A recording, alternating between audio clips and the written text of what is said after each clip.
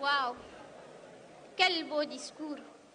On sent déjà qu'elle a bien révisé la brochure du ministre de l'Éducation qui dit ceci toujours.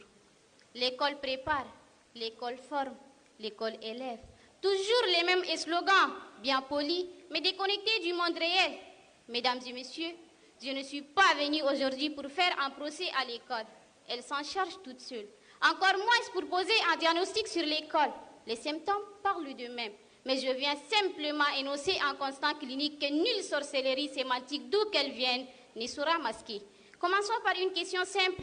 Qui, parmi vous, en sortant de l'école, savait gérer un budget, comprendre une fiche de paye, distinguer un bon crédit d'un piège financier? Personne. On nous a bourré les crânes. On nous a bourré les crânes d'équations et des dates, mais on a oublié le plus vital, la survie financière. Selon l'INSEC, en 2023, plus de 75% des jeunes diplômés sont en situation de précarité durant leurs premières années sur le marché du travail. Or, l'école n'est pas un tremplin vers l'autonomie. Elle est une prison dorée où la seule liberté offerte est de répéter ce que d'autres ont pensé pour nous. Mesdames et messieurs, tenez-vous bien. Retenez juste ces deux noms, Wadi Kundi et Almana, deux entrepreneurs tchadiens qui n'ont jamais mis les pieds à l'école.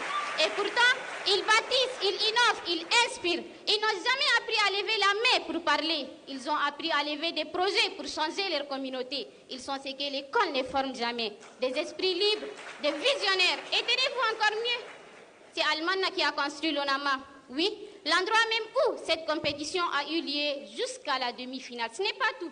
Vous voyez le bâtiment du trésor? Là où l'argent de tout le pays est gardé, c'est encore lui qui l'a construit. L'homme qui a bâti le lieu le plus sécurisé du pays n'a jamais eu de carnet de notes. Mais ce sont ces futurs diplômés sans emploi qui veulent vous faire croire que la réussite de votre vie dépend fortement de l'école.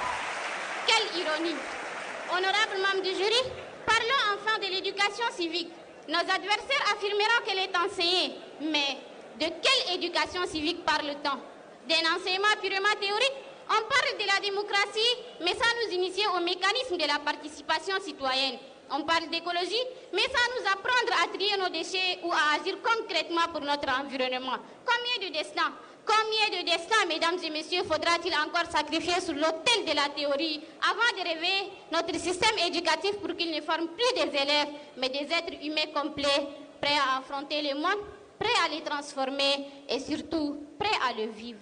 La question est certes posée, mais la vérité est que l'école nous prépare à un monde qui n'existe plus, un monde sans impôts, sans dettes, sans risques, sans défis, alors que la vie n'est pas une copie double sans rature.